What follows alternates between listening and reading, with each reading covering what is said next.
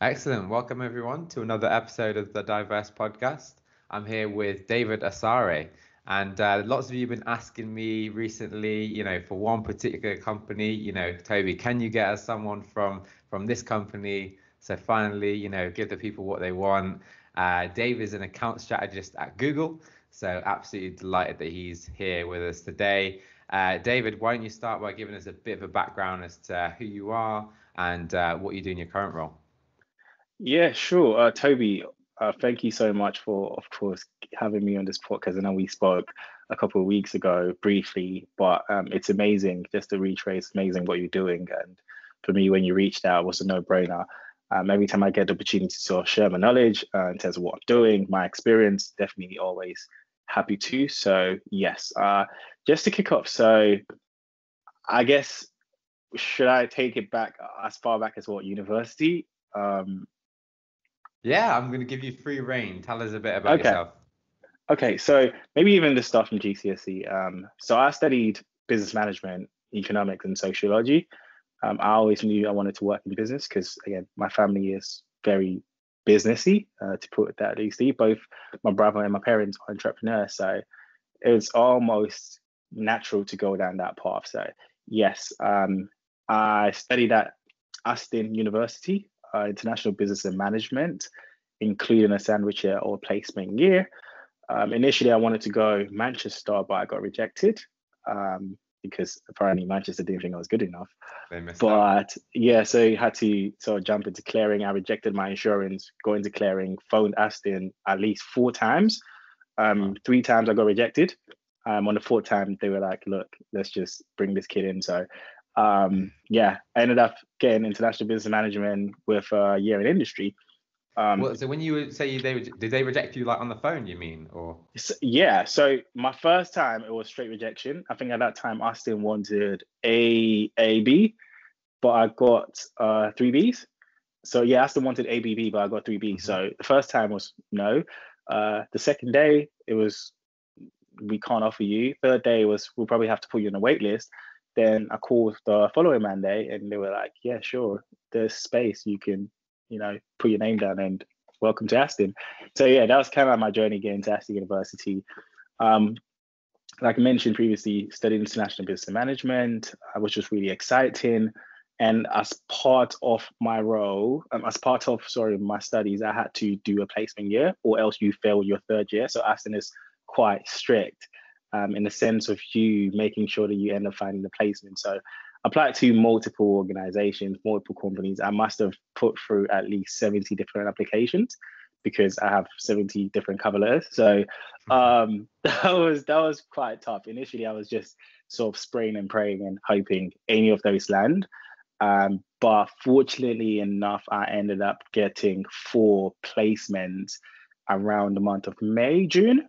So they all just started flooding in back to back. So that was from General Electric, Lemes, which was a HR software company in Luton, got an offer from Nike as well, and got an offer from AT&T, and ended up going with AT&T. So for my role at AT&T, I was a business technology development intern. So typically working with some of the sales organization and external account managers to understand and sort of pipeline and project manage some of the office expansions that we had going on globally. So typically, if say AT&T had an office expansion in Mexico, working with external account managers from say Dell and putting through these orders to making sure that they got to those office space on time to help us, meet those organization and project deadlines.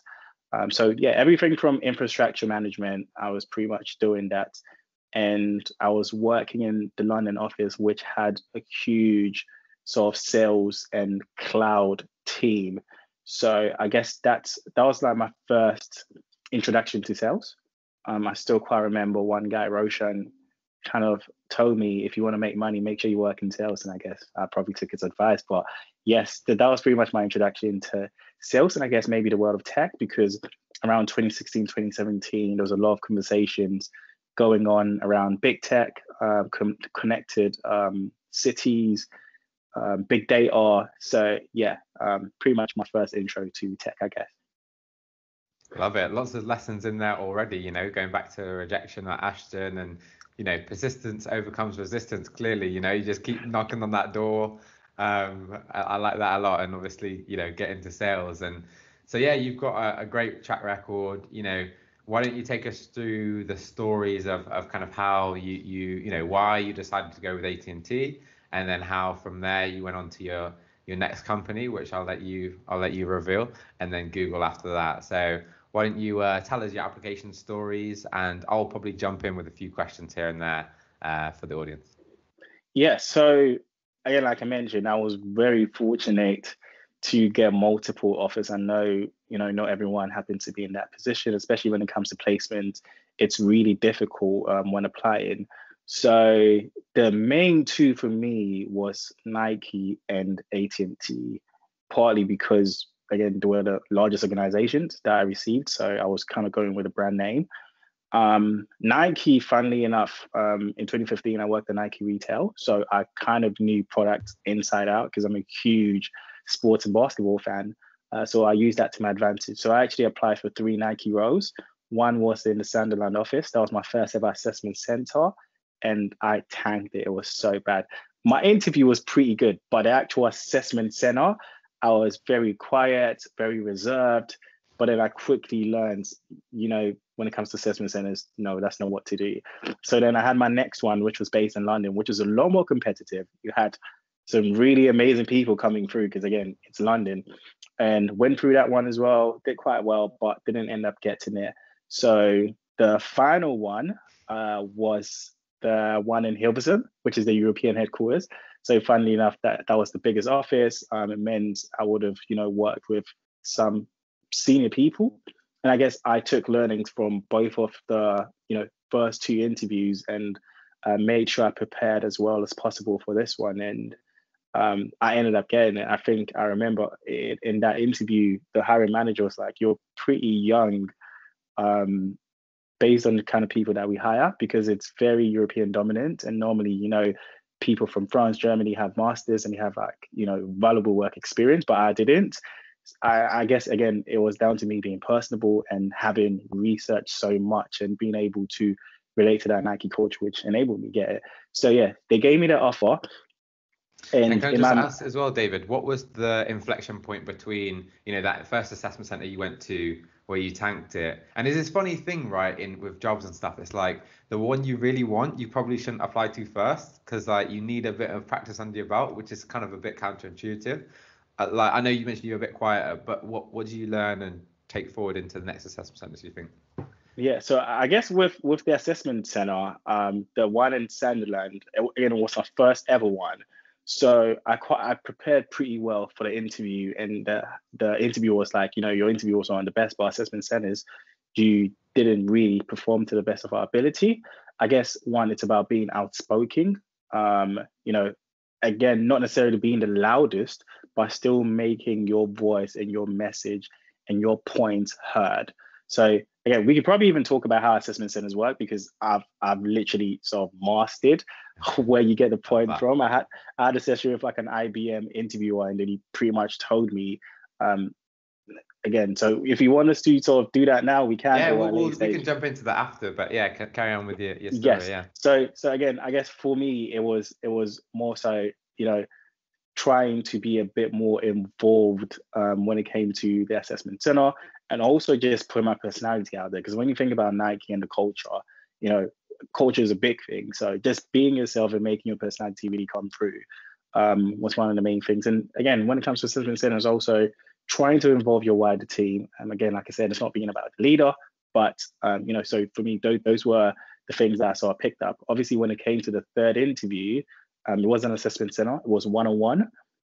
So it was more so about making sure that I showed the interviewer that I'd prepared more than everyone else.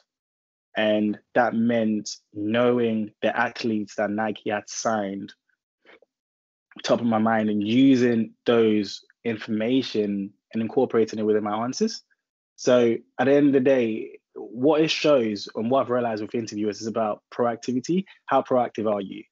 Have you gone to that extent of doing that research that someone else wouldn't do? and being able to share this information is something that they really value, because when it comes to the workplace, it actually shows this is someone I can hire and I know they're going to be proactive and go above and beyond. So yeah, those were kind of like the things that I picked up and sort of, incorporated into my third interview, which made me successful. Of course, like I said, there was also the AT&T one. So with AT&T, again, funny story, my hiring manager was German. I happened to study German in my first year at university, which I ended up dropping because I was too busy, but don't ask me to speak German. I was about to put you on the spot with my German. No, don't. So yes, I remember before the interview, I told the recruitment coordinator that I was waiting for I had already received an offer from GE, and they were putting me under pressure to accept it. So if I had to proceed with this interview, they had to let me know if I was getting the job or not. So yeah, jumped on the phone with the hiring manager. It was a pretty good conversation. She realized that I studied German. She asked me something in German I was able to answer, and then she gave me the role on the phone there and then. She was like, I know you're the person I want to hire. The rest of the people, I'm probably just going to have the interview just because I have to, which is pretty good. So it kind of goes to show you, it's just like the little things that really go a long way. Not so much, of course, preparation and all of that stuff really matter, but it's just like the little things, the extent you go when it comes to researching, or do you have a language that you connect to with a hiring manager? Yeah, those little things really go a long way. So yes, always wanted to work at Nike. With Nike, again, there was an issue around work permits and stuff. So unfortunately, the role had to be rescinded, and I ended up, I guess, settling for AT&T. But I think it was a really good decision in hindsight when I reflect, because I know if I worked at Nike, I probably would have never worked in the tech industry. So yeah, I'm quite grateful for how it turned out. So yes. Yeah, I think it turned out pretty well. Yeah, no, it's unfortunate. I could imagine at the time, that must have been really tough, right? Like, I'm a big hoops fan as well. To have a chance to work for a company that's deeply embedded into the culture, and to have all the athletes on board, that would have been cool in a lot of ways. But in fact, this move into tech, better long term for your career, if we're going to be really honest, and the places you've got onto kind of show that through. So how did you go from there? So from AT&T, where did you get onto, and how did that work out? Yes, so again, AT&T, amazing. Had a brilliant manager, learned so much, and I think within my role, I kind of cultivated the habits of working with younger people, and sort of really started actively enjoying volunteering, especially when it came to employment mobility for disenfranchised communities. It really allowed me to extend myself, and I always kind of look back and said, if I worked at Nike, I wouldn't have the opportunity to do all of this. So yeah, that was great. Obviously, after my role ended, I had to come back to university. I kind of didn't want to, because again, I had a a quick reflection and realized most of the things I was studying at university were not directly applicable to my actual role. But again, look, if you grew up in an ethnic minority background, you kind of do these degrees for your parents. So had to get the degree from my parents, of course. Yeah. And coming back into university, because of what I'd experienced applying for placement, I knew I had to start early. And it meant, starting with like my CV and trying to gain relevant experience within my placement year. So for a lot of people, the mistake they make is for placement year, they just sort of focus on the core role and the company that they work with. No, you have 12 months. You try and, do so much within that time that you're out of university, and gain relevant experience outside of your core role and just your job, because those things really go a long way. And I think for me, that 12 months, that 12 to 15 months was really important in terms of becoming pivotal in my mindset shift and also the trajectory of my career. So yeah, came back to final year. First thing I did was book a session with my careers team. We went through my CV because I just wanted to make sure everything was on point. I booked a mock interview with my career advisor as well.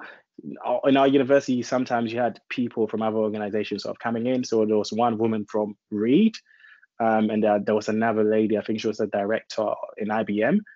So just booking like mock interviews with them to see what that would look like and preparing myself ahead of, those graduate interviews. Because I knew from what I had, if I'm being honest, I was shook, because I had so many people, study, come out of university, don't have jobs. So for me, it was about how best do I position myself to put myself forward, so that I don't have to go through what other people experience. So yeah, that was pretty much my mindset coming into university. Brilliant. Yeah. You obviously came in and didn't think, oh, just because I got a placement, I'm going to be good. But I imagine it took you far fewer applications to get your next thing once you had your placement under your belt. I was the same. Like I did a lot of placement applications, but then when it came to my graduate scheme, now my CV's looking all right. Mm. So, it's much easier from them. But yeah, that's another lesson. Go book in some time with your career advisor. Like so many people, I feel like they maybe see them once in like 3-4 years. They're like a resource for you're paying 9 grand a year. Do you know what I mean? You're paying them salaries, so go and earn some of your money back. For these exactly for the I can't, get these roles. I can't emphasize that enough. And again, that's probably a conversation that we probably have on another Yeah. day. But yes, look, the 9K is not just for lecture slides. You try and rinse university as much as you can. You look at it like a business. If I gave you 9K to invest in your business, what would you do?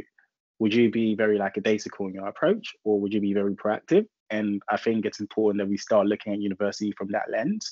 A lot of people don't really look at it that way, because it's almost like the 9K is not coming out of your pocket. But if you were working part-time and paying for your own studies, it would be very different, because now for every business person, when you invest, you want to return an investment. I think it's important we look at university that way. But yes, very true. Got it. So you did your placement at AT&T. Made sure you kind of got outside of your core role, to learn more things, to make yourself more competitive. Hit the ground running with the careers advisor, practice your CV, practice your mock interview, and then how'd you get on from there? What was the next step? Yes. So again, I kind of had an idea of companies that I wanted to work for. So I had an Excel sheet, the list of those companies, the deadlines for those applications. I was very intentional and making sure that I was applying before those deadlines. One quick tip: always make sure you apply early, because when you look at it, the earlier you apply, the lesser the pool of talent, which means it's less competitive. Of course, some organizations will wait till they get a bunch of application before they start receiving it. But for other organizations, it's first come, first serve. So you can imagine, the first 100 applications, because a lot of people don't want to apply within the first week, your CV, becomes the benchmark. So definitely always making sure you apply early. So for me, that was something that I did. Applied to the likes of Goldman Sachs, ended up getting an interview final stage. I applied to Facebook, which is a huge jump, because I definitely did not consider Facebook coming into final year. I applied for Nissan as well for the sales and marketing role. So those are the 3 interviews that I went ahead with. I had an interview within tech team for Deutsche Bank, but who was I kidding? Finance is definitely not my thing. So so applied for all of those. Goldman Sachs, really interesting. Obviously got to the final stage. Again, funny part is Goldman Sachs, 2 of the people who interview within the final stage, I knew them and had met them personally in the office through an insights day that I went to.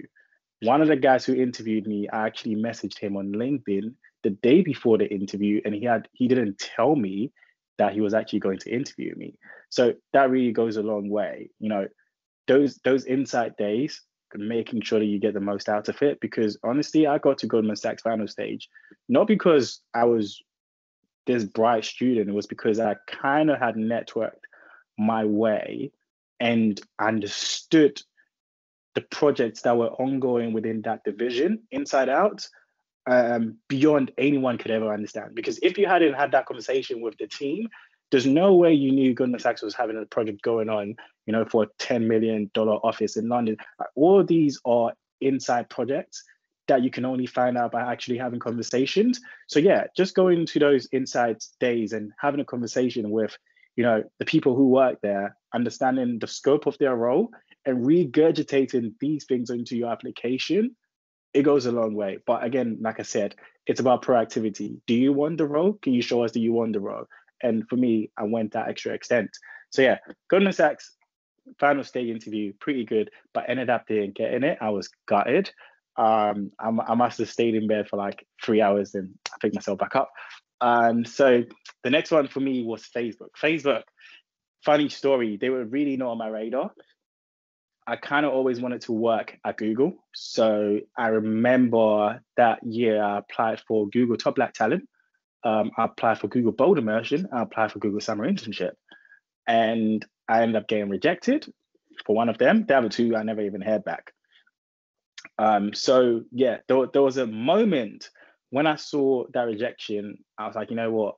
I'm kind of tired with Google because I had applied at least 5 times to Google and never heard anything back. I was like, you know what? I don't even need you guys. I'm going to work for your competitor. So I literally went to the Facebook page, searched the website, and there was a graduate role, graduate account manager role. And the more I read about the description, I kind of saw myself doing that role. So I just went through the description. I was like, this is very me. So I blindly applied. I didn't even think I was going to get it. So I didn't even use a cover letter, just attached my CV, submitted. And the next day, recruiter actually got back to me. I was like, oh, wow, is this what we're doing? So yeah, went through the interview stages. I was supposed to have my final stage interview in Dublin the day after the Goldman Sachs one, but I couldn't realistically. So I told the recruiter, and I think that was moved to January, which meant I had more time to prepare. So yes, it was moved to, I think, 18th of January. And the next day I had exam as well. So I couldn't be in the office. So I had to sort of settle for a virtual interview. And I was kind of nervous because, sometimes meeting people in person, it's easier to form those relationships. And you can kind of get a feel of what the person is like. So I thought I'd be at a disadvantage, but obviously, hey, there was nothing I could do. So I prepared to the best of my ability. That was a 4-person interview back to back, over like Wow, 3 that's hours. intense. Yeah, pretty intense. So back to back over 3 hours, which went really pretty well. So the day I finished the interview, one of the managers messaged me on LinkedIn saying, David, I hope to see you soon. And I kind of knew that I'd got the job. So I was just waiting till the recruiter got back to me. And 2 days later, they got back saying, yeah, they gave me an offer, which was excellent because, like I said, I really did not think I was going to get a job or ever work in Facebook. So that was pretty much how the Facebook story went. Yes. That's big, man. Wow. I'm happy for you. That was like a year ago, but it was I think a couple of years ago. But very happy for you. That's incredible, and can only imagine what that was like for anyone who is listening, because I have this theory that lots of people don't actually consider going for these tech firms when you're at university or when you're in your early part of your career. We're more sort of thinking about those city firms, right? So I kind of want to demystify this whole thing and think, you know what, I can work at Facebook, I can work at Google. But let's give some tips to someone right now to make that a little bit easier. What do you think they look for at Facebook then, just as we're on that? Like, was there anything that sort of stands out that thought that if you're advising a young person now who wants to work at Facebook, what would you want them to like emphasize or show off in their CV or in their interview that you think would help them get the job? I think we can work it backwards. So it starts with the role. I know I kind of haven't touched on what my role is. So I'm kind of doing the same thing with Google right now. Facebook, the role is simple. You work with advertisers who use Facebook to advertise. That's the simplest way to put it. You pretty much have meetings with them. You come up with strategy and consult and advise them on Facebook best practices to help them grow their business. So when you look at the role itself, relationship management plays a huge part, which means being personable, your ability to connect with people, your ability to communicate with people. So that's the first thing that they're looking at. I remember in my interview, the second interview, the manager that I spoke with, we literally discussed basketball for 25 minutes. It's insane. But that's the nature of the role. How can you find common grounds with someone and have a conversation with them? Because that's pretty much what relationship management is. And it really leaves a lasting impression, because if I walk away from having such a conversation with you, you're always going to remember it than just going through the process and just asking someone a bunch of questions. So, yes, that's what it starts with. Most of the people that you meet at Facebook, they can literally have a discussion with anyone, anywhere. And again, like I said, for my role, that was essential. So that's definitely something that they look at, being personable. Also, the way they hire, they look for people who can add to the culture. So it's not just about tick box exercise of can you do the job? Yes, you can. But as a part of the Facebook culture, how can you add to it? Or as part of Google culture, how can you add to it? And it starts with the projects that you're doing. Like Toby, for instance, you're very passionate about diversity and you're working on, diverse.io, which means if we bring you into Google and Facebook, that's something that we know you can project manage and take charge of. So again, it's, do you do more than your role requires you? And would you add to the culture if you're hired?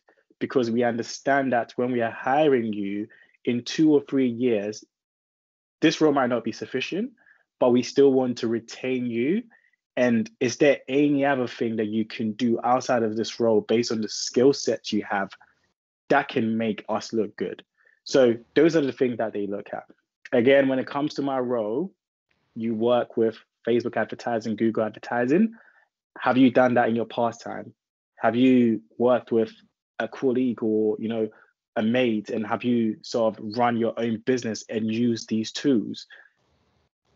Those are the little things that really sort of go a long way and they really appreciate. So you can be unique in your own way. For me, it was volunteering. I was very passionate about volunteering, like I said. And it's about having these on your CV, which shows you to be multidimensional. You know, if it's about volunteering, when you have a conversation with a recruiter, that's something that they can easily prop up or bring up, and you can talk to them about. It makes you a lot more complete than someone who just does their role and that's it. So to give you sort of the lens of what Google recruiter might look at, those things really go a long way. Just to put that in the simplest form. Yeah, so both those firms are similar in the sense, right? Facebook and Google. So they're looking for, this is interesting because I've not really heard this about other firms, and I've not really heard this insight before. So this is so good. So adding value to the culture. So it's kind of like you should go in and think, oh, I don't know, the captain of my netball team. I'd love to start the netball society in Google. Or, as you said, for this role, we're working with advertisers. So it's almost like you could have a bit of a life hack where you start your own platform, a small business or something with whatever it is you're passionate about, and you can run some ads on Instagram or Facebook pretty cheaply, and you can bring that to the table and mention that on your CV. So I guess the important point here as well to remember is to have a lot of pride in what you do outside of work and education, right? Because I've spoken to people who've done incredible things, but they don't think that it's relevant, but it absolutely is relevant. Do you know what I mean? Like people, it's easy to talk about your internships, your placements, your degree or whatever, but all these side things, volunteering, coding or small business, side hustles, courses, all these things are super, super relevant, like sport, they're thinking, oh, how can we get in exciting people who are going to make this a more fun place for us to work, right? So really embody that. So that's the same for both Facebook and Google. Is there anything else in terms of Google? Any other advice you've got there on what kind of things they look for? Again, like I mentioned, it's role dependent. Like you said, other organizations do not really care about what you've done outside of work because you're hired to do your job. But the likes of Google and Facebook, it's more than that. So let's even look at it from the lens of someone who codes or a software developer, or say you even do UX. If you want a job at Google, can you walk me through projects that you've done in your spare time to actually show you have an interest in that field? What exciting projects have you done, during your spare time? What activities are you involved in? Like you said, sports is a huge thing. My hiring manager initially, who I had my interview with at Google, played for Nottingham Forest. He was a professional footballer, and he's now the regional director for Ireland. So being able to connect with people, like I said, you need to be very multifaceted. It's not just I do my job and that's it. What more can you bring, which is outside of the scope of what you're hired to do? So that's pretty much what I have personally realized. And again, yeah, being confident and being able to build genuine connections really goes a long way. And also just sort of tying back to what their values are. If these companies are very innovative, kind of showing that in your own special way you've been innovative, yeah, really does help. So yeah, it's not as complicated as people make it out to be. Like I said, starts with the role, showing evidence or projects that directly align with the role that you're applying for, and just being very holistically looking at yourself as a candidate, someone who they feel that can contribute to the culture. Yeah, those two things definitely stand out and it goes a long way. Brilliant. Yeah, it's you shouldn't overthink it at all, should you? Like it's not, they're obviously some of the best firms you could work for in the entire world, but it's still quite simple, everything you're talking about, and anyone listening right now can go and embody what we're talking about. So I'm sure a lot of people are really interested. Once you're actually in the firm, what kind of things are you getting up to? What is it like working at Google, simply put? Yeah, it's amazing. Obviously, I started my role at Google during the pandemic, so I actually haven't been in the office. But it's amazing. These companies definitely are people first. In the sense, even when you look at like the office space, they give you everything that you need to enable you succeed. Because they kind of almost don't want it to seem like a workplace. And the more they can take your mind off work and make you enjoy your actual role, the more you will perform. The people you work are brilliant. There's a huge team element. So I know a lot of companies say teamwork, teamwork, and you get there and you're like, I'm just working by myself. Where's the teamwork value? But in these organizations, teamwork is a huge thing. And as silly as it sounds, being a nice person, during my time at Facebook and Google, I don't think I've met anyone who was not nice. It's almost ridiculous because at Facebook, I thought people were faking it. It was almost like people Really? were too nice, and I was like, surely they can't hire. Like, surely someone is going to slip up at some point. But people are genuinely that nice. If you want time to speak to someone who's a senior manager, like they would make time for you and have coffee catch-ups with you and be genuinely interested in what you're doing, regardless of how senior they are. So yeah, that teamwork element, and also being able to network your way across an organization, it's really nice. And managers, I can't again emphasize this enough, especially Google. Managers are amazing. All the managers I've come across anyway are super helpful, super supportive. There's a huge emphasis on work-life balance, even mental health. Being that vulnerable and having these conversations with your manager, like again, the culture. I at least even speak for my team. Like the culture is amazing. So yeah, it's really everything I guess everyone says it is. And for me, yeah, I'm definitely grateful to work for such an organization. Yeah, that sounds incredible. So it sounds like I've been to their office and you haven't, right? I've been to their King's Cross office and it's oh my God, it's incredible. And you've got like permanently, I feel like this buffet is on. It's like all you can Mm, eat. You've got like the snack bar. You got all kind of snacks. yeah, So I yeah, I'm mean, sure you're gonna enjoy it. in a Dublin office alone, there's like 7 restaurants. They go like a gym. They go like an Olympic pool downstairs. They go ATMs. They got dentists on site. They got masseuse. It's crazy. You It's don't need it's to leave. literally everything you see on YouTube and TV. It really is. So yeah, it's incredible.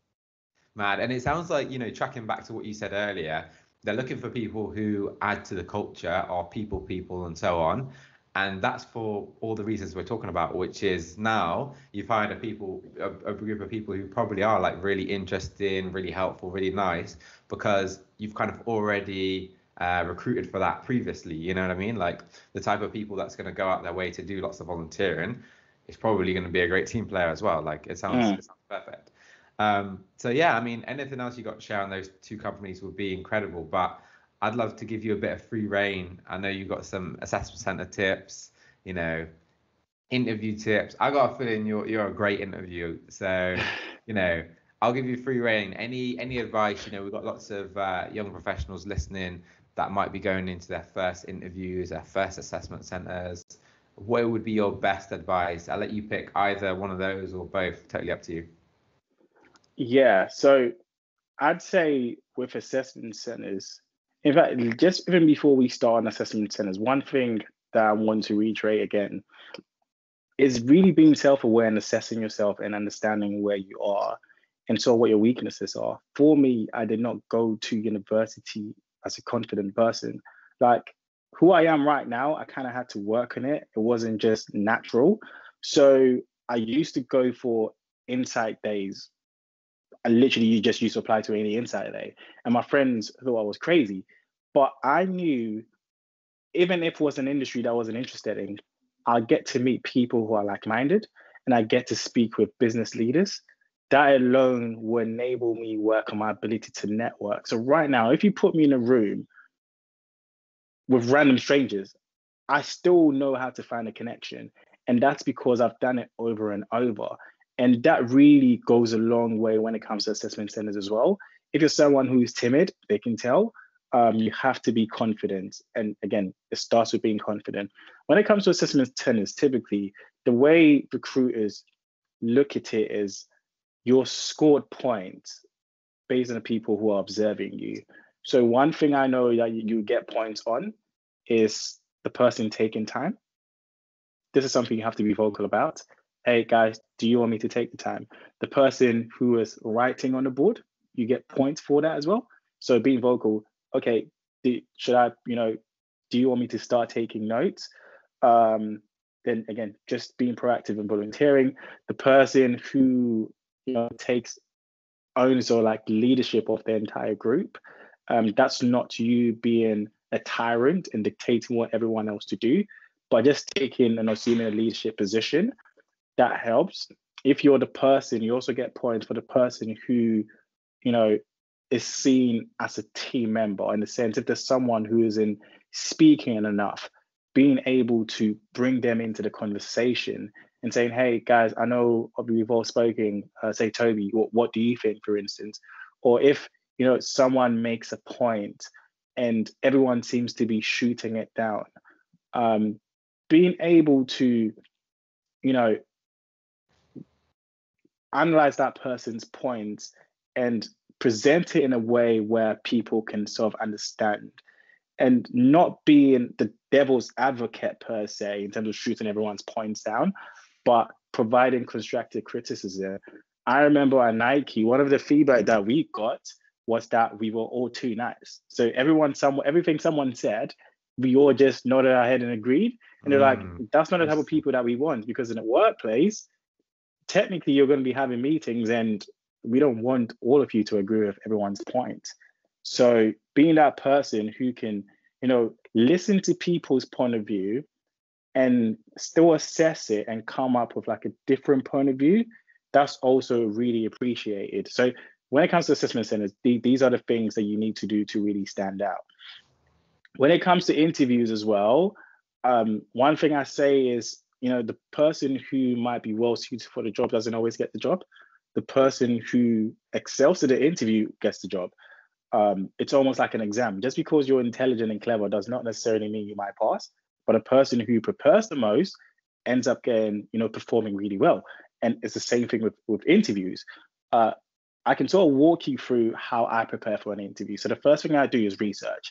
That's important. And I think people don't research enough. So researching about the role, making sure that you understand what's expected of you, looking at the job description inside out and just noting down what those main skills that require you, in terms of day-to-day job, in terms of your day-to-day, job, what are the skills that you actually need? And And I love that you also, mentioned day to day as well. That's so important because people see the job description, but then when I ask them, what does that actually mean? Like, mm, okay, what will you do when you sit down at 9 a.m.? Like, you got to know that level of detail. What does that actually mean on a day to day basis? So important. in your first interview for any recruiter, that might be something that they'll do to catch you out. If you don't understand or you haven't taken time to understand the role, there's no point in interviewing you because it means you don't understand what is expected of you. So why am I interviewing you? So just making sure you really understand the role inside out, and also understanding the space in which the company operates in. So if it's about a tech industry, say HR software, what are the company's competitors? From 2017 to 2021, do you know how much they grew by in terms of profitability and revenue? People don't go that extra extent, but for me, when preparing, I make sure I do. So even when I'm asked, why do you want to work for us? At the back of my mind, I knew from 2017 to 2021, they grew 30, 35%, 36%. It shows that they have a growth mindset. And for me, that's something that I can, relate to. Doing that puts you above a lot of people. And again, it shows that you're proactive and you want the job more. And the hiring manager can see it. So research is so important. I can't emphasize this enough. Make sure you research. I know when it comes to investment banking, they might even ask you, what is the stock price for the previous day? Yeah, these are things that you need to know. So again, it always starts with researching. If also, when it comes to researching, one thing I always used to do was watch these IO and keynotes for the company for the previous year to understand, if there were new product updates that were coming up. That's something that I can sort of speak about in these interviews. Yeah, it really goes a long way. It's not easy, it takes time, but it really helps. Then again, also being very personable. That's another thing that people don't understand. There's a lot of likability politics that comes into play with hiring. At the end of the day, the person interviewing you is not a machine, they're a person. And ultimately, if I was going to hire someone that I'd be working with for over a year, I want to hire someone that I like. So far as you're coachable, you can learn the role and I can teach you. But when we look at the wider team and myself as a hiring manager, would I enjoy working with you? And that's where your personality and your ability to relate to someone really goes a long way. So before I interview, I'd search their LinkedIn to see if there's anything that they might be interested in. Have they written any articles? Do they blog? Do you have any interest? Because then I can sort of carve out my conversation around what their interests are and kind of help relate to them in a sense. So again, yes, that definitely also goes a long way. And for me, especially when it comes to tech, because the culture is so relaxed, that's one thing that I always make sure I do, making my personality really stand out. So normally interviews, I'm just myself. I try to crack jokes with these interviewers. It's very relaxed and they like those stuff. So don't be too, static or robotic. Like, just make sure your personality really comes through in these interviews because hiring managers, really like it. And also preparing questions for them. Like, at the end of the day, if I want to hire you, I want someone who will challenge me. Ask them if they saw a decline in revenue, why was it? What are they doing to correct it? Ask them challenging questions that gets them thinking, because they also, really appreciate, someone coming in and bringing sort of a different perspective or a different point of view. Yeah, that really helps. So with interviews, definitely those would be, I guess, my top tips. And again, yeah, just relax. The final thing is also preparation. One thing that I do as soon as I get to sort of like the final stage, because understand, once you're in the final stage, they know you can do the job. If a recruiter told you, oh, we went with someone else who we believe they could have done the job better, sorry recruiters, but that's not the truth. they're only saying that so that they don't get into trouble, because then, words can be twisted and manipulated. But once you get to the final stage, you can do the job.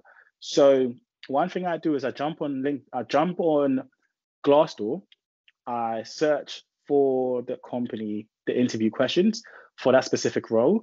The top 50 ones that are the most repetitive, I make a list of those. I go through the job description as well, and I note down the top 5 skills that are needed, or even go through the company values, for instance, and note down the top 5 questions or top 10 questions or skills that are needed to execute a role. And I make up situational questions based on those skills. So let's say teamwork is important. Typically, when they say teamwork, there are 3 things that they're going to ask you. Tell me about a time where you worked in a team. Tell me about a time where you worked in you had a conflict with a team member. Tell me about a time where 2 teammates had an issue and you helped resolve. Write those questions down, start approach, and make sure you have answers for each of those questions, and revise those like it's your final year exam. It's really going to help you when it comes to that interview. What happens is you'd end up having about 20, 25 questions. Not all of these questions are going to be asked, by the way, but the examples that you've given, you can easily tweak it to fit a different narrative or a different skill set that might be required in that interview. So that definitely really helps. And again, like I said, making sure that you go over them, several times. And if there are questions that are going to be asked, don't go and freestyle. Like, why do you want to work for this company? That's something that you should know at the back of your mind. Don't recite it, don't make it robotic, but it's something that you need to prepare before going into the interview. Tell me why you applied for this role. That's, again, something that you should be able to easily spit out when I ask you. So yes, those would definitely be like my top tips when it comes to interviewing. And just be confident and believe in yourself. The way I look at interviews, again, rejections are tough, but I always ask myself this after every interview. If I was to do something different, or if I had a chance to interview again, what would I do different? If the answer is no, then I'm at peace and I'm okay, because I know regardless of how many attempts I had at the interview, there was not much that was going to change, which means I gave him my all. And that's what I want a lot of people to sort of have when going in the interview. So far as you prepare to the best of your ability and you left nothing on the table, then it's okay. Because like I mentioned, there's so many facets when it comes to choosing someone who would be eligible for the role or the right candidate. So yes, just make sure you prepare. Make sure you come across as confident, even if you're nervous. And again, you should be fine. Incredible advice, man. I love it. I feel like your superpower in this context is that ability to make a connection with kind of anyone, which you said is benefiting you in the role now. Like you make that connection with the hiring manager, with the interviewer, with other people at the assessment center, with the invigilators. It's about finding a bit of common ground. It's not too different from, like making a friend or, dating or something like that. Like you need to find that little bit in the Venn diagram that crosses over between the two of you so that you can show your personality. And this is the same for like sales or, business. It doesn't stop once you get the job. It's those things that you have in common, because then that allows you to get outside of the box of these 10 questions on a sheet of paper and actually get to know each other as humans, because they leave the interview and they think, how did that feel? Can I see David being in my team? Would I like them, or would I like him around my organization? That's what they're looking for. So that's really important. And so what I also want to reiterate here is like there's rejection in this story very much. Like you got rejected with Ashton in the beginning. Obviously you kept knocking on the door and you got there. Goldman Sachs, you got Nike, that you lost that for a different reason. But there's elements of rejection throughout the story. You have 50 applications with your placement, and yet you got jobs at Facebook and AT&T and Google. So anyone out there who's listening now, who's gone through a lot of rejections in the past with the applications, you're listening or hopefully watching someone who's been through that exact same thing and has got roles at the most highly sought after companies in the world. So you absolutely can do that as well. So like you said, believe in yourself, be confident, and don't take it personally. Like you've said, there's so many facets that come into the assessing of you for the job role. You have to disassociate that to your sense of self-worth and your personality and so on, and just look at how you performed, how you can do better, and just get to the next one. Because anyone out there listening, if you do exactly what you've said, and this has been an incredible podcast, so if you just listen to this, put these things into practice, and you can get jobs at all these great companies. So I love that. Have you got any other advice for anyone else dealing with rejection? Were you able to completely move on to the next one straight away, or what was that process like? Any advice for people dealing with rejection? So I'd be lying. I'd be very naive if I said rejection didn't hurt. And as soon as rejection came about, I just brushed my shoulders and I stood up and said on to the next one.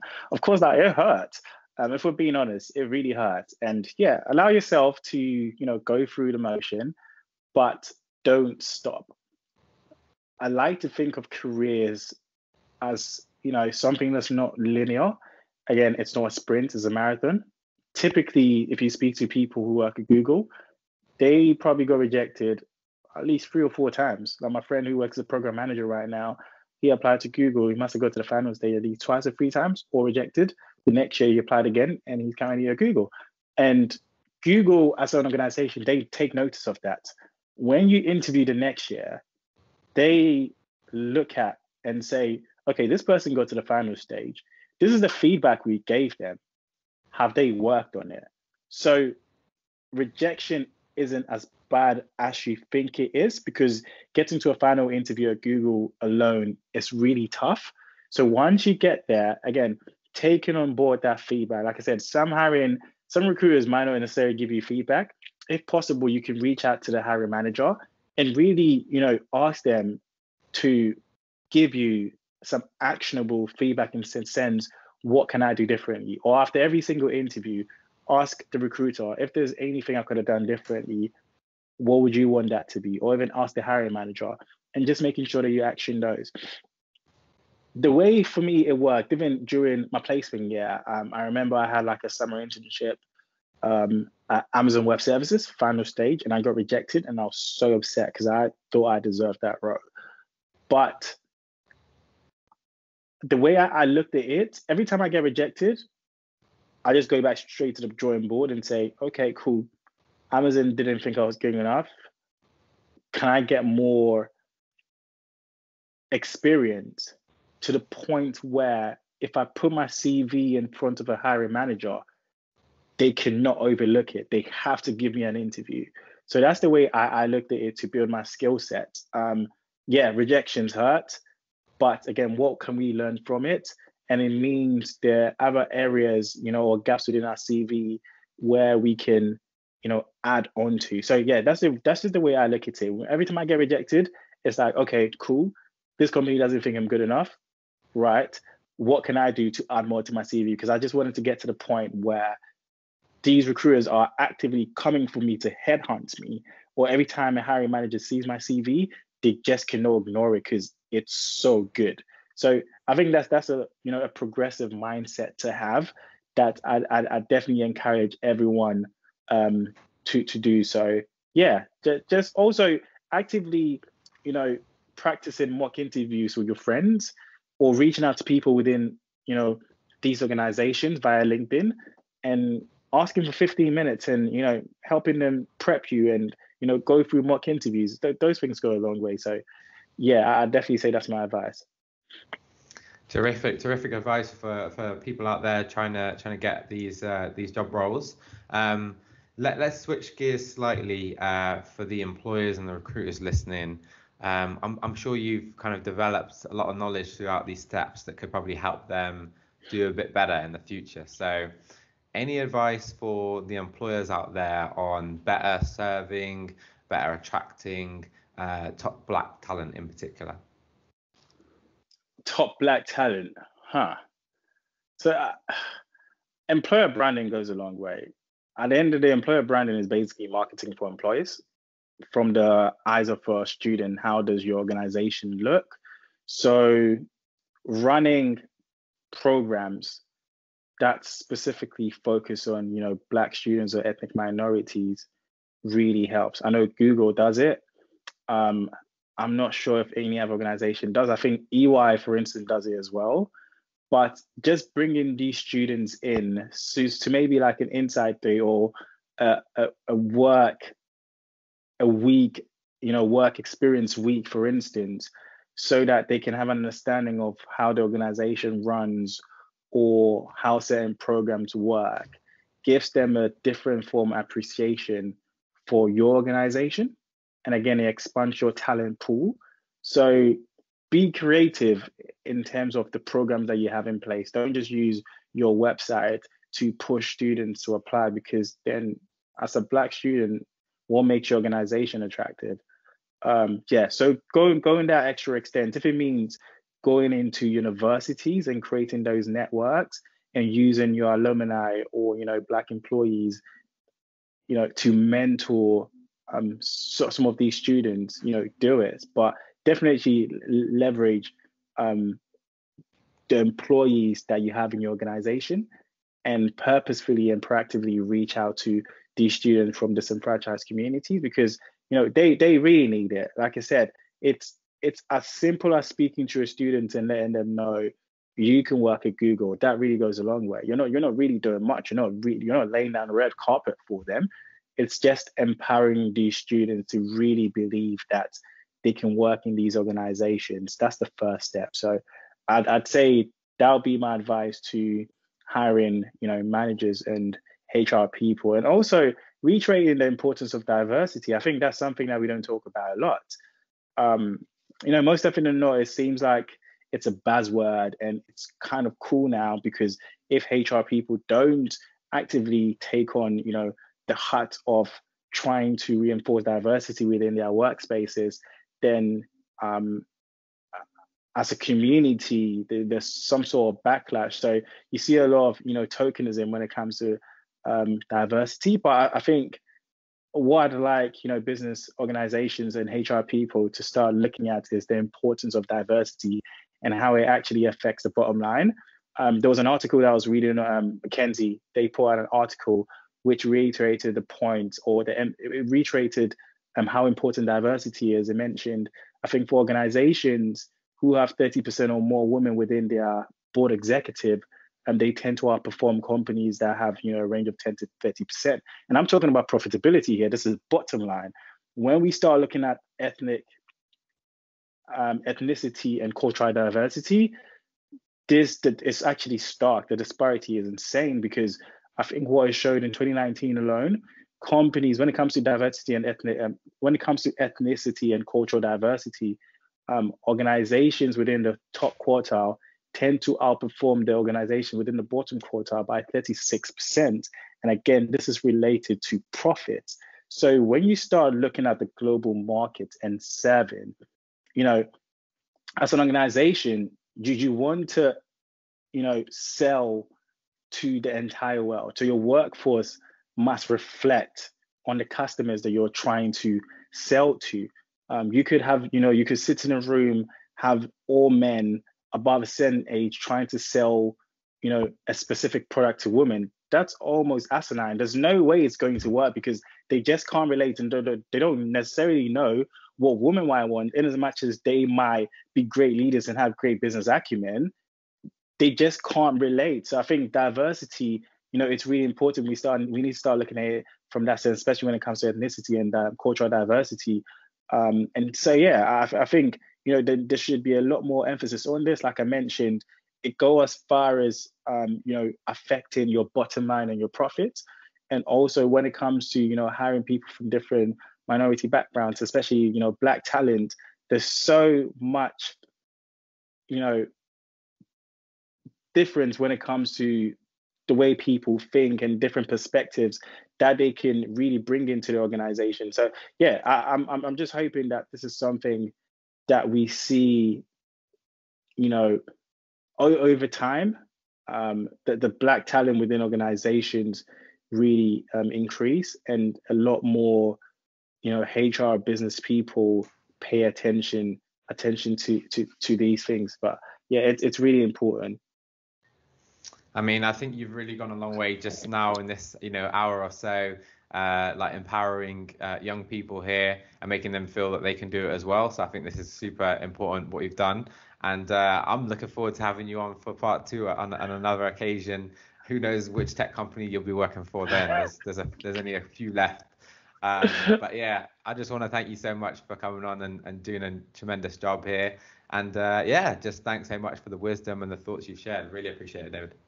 No worries, Rory. Again, thank you so much for having me on. And if anyone needs sort of any help, any advice, any tips, please don't hesitate to reach out to me via LinkedIn. More than happy to help. Obviously, yeah, sometimes I'm really busy, especially during the quarter, but when I have the time, I'll always, try and help as many people as I can. So yeah, thank you so much again for what you do. This is amazing.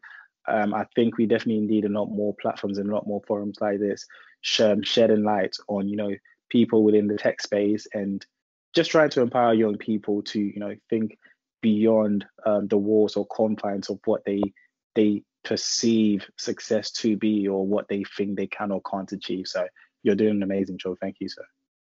You're too kind. I really appreciate that. We'll drop a link to your LinkedIn in the show notes, so you might be inundated in messages pretty soon. But yeah, let's leave it there. Thanks so much. All right, welcome, bro.